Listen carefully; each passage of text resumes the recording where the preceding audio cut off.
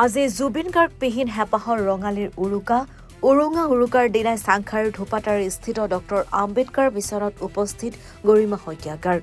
Mission প্ৰাংগণত ৰূপায়িত হয় নাহৰ শীৰ্ষক এক অনুষ্ঠান। নাহৰ পুলি ৰোপণৰ লগতে মিছন চিকিৎসালয়ত পৰিদৰ্শন গৰিমা শইকীয়া গাৰ্গৰ। প্ৰয়াত শিল্পী স্বামী জুবিন গাৰ্গৰ প্ৰতিচ্ছবিত মাল্যৰ্পণ কৰি আৱেগিক হৈ পৰে গৰিমা শইকীয়া গাৰ্গে। পুনৰবাৰ উল্লেখ কৰিছো, আজি জুবিন গাৰ্গবিহীন হেঁপাহৰ ৰঙালীৰ উৰুকাৰ দিনাই চাংচাৰীৰ ধোপাতাৰ স্থিত ডক্টৰ আম্বেদকাৰ মিছনত উপস্থিত হয় গৰিমা শইকীয়া গাৰ্গ।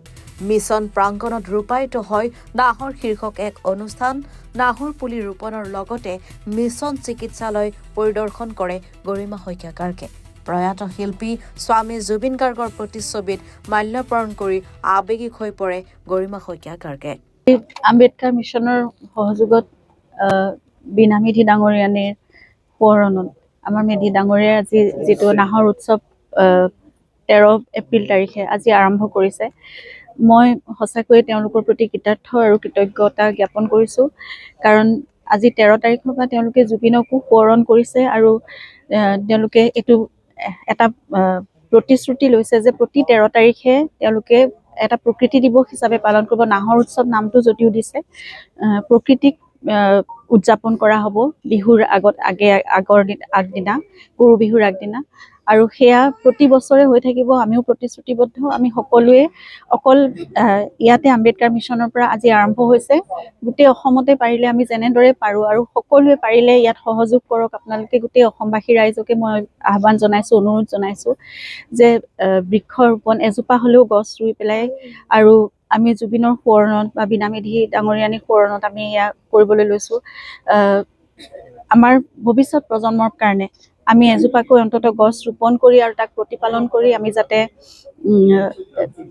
প্ৰকৃতিক আমি যেনেদৰে আমি জুবিনক প্ৰকৃতিৰ সন্তান বুলি তেওঁ নিজেই কৈছিল, তেওঁক আমি মনত ৰাখিব পাৰোঁ আৰু সেই দিনটো এটা বিশেষ দিন হৈ থাকে আমাৰ সকলোৰে বাবে। তাৰ উপৰি আম্বেদকাৰ মিছনে আজি বিনামূলীয়া স্বাস্থ্য শিবিৰ এটা অনুষ্ঠিত কৰিছে। গতিকে বহুত লোক আহিছে আৰু তেওঁলোকে সদায় ভিতৰুৱা অঞ্চলৰ যিমানখিনি মানে সা সুবিধা নোপোৱা অঞ্চলবোৰত তেওঁলোকে সেই লোকসকলৰ কাৰণে কাম কৰিবলৈ চেষ্টা কৰি আহিছে আজি বহু বছৰ ধৰি। গতিকে তেওঁলোকৰ সেই প্ৰেৰণাৰে আমিও আগবাঢ়িব বিচাৰিছোঁ। আমিও জুবিন গাৰ্গ ট্ৰাষ্টটো অলপতে গঠন কৰিছোঁ। গতিকে মেধি ডাঙৰীয়া মোৰ জীৱনৰ বাবেও এক প্ৰেৰণা, কাৰণ একে ধৰণৰে এটা জীৱন। গতিকে সেই জীৱনৰ উদ্দেশ্য লাভ কৰিবলৈ ময়ো জুবিনৰ নামত আমাৰ সাধ্য অনুসাৰী, আমাৰ সামৰ্থ্য অনুসাৰী সৰু সৰু কিছুমান কাম মানুহৰ কাৰণে, প্ৰকৃতিৰ কাৰণে, সমাজৰ কাৰণে কৰিবলৈ আগবাঢ়িছোঁ। এটা নতুন পদক্ষেপ এখোজকৈ মাত্ৰ দিব বিচাৰিছোঁ। আপোনালোকৰ সহযোগত সেয়া চাগে সম্ভৱ হৈ উঠিব। আমি তেনেদৰে সৰু সৰু এনেকুৱা ভিতৰুৱা অঞ্চলসমূহৰ লোকসকলৰ কাৰণে কিবা কিবি সৰু সুৰা কাম কৰিবলৈ চেষ্টা কৰিম, তেওঁলোকক উপকৃত কৰিবলৈ বা তেওঁলোকক সামান্য সহায় কৰিবলৈ আমাৰ যিখিনি সাধ্য আছে বা আমাৰ সামৰ্থ্য আছে সেইখিনিৰে, আৰু একেলগে আমি কাম কৰি যাম। সকলোৰে সহায় সহযোগিতা কামনা কৰিছোঁ।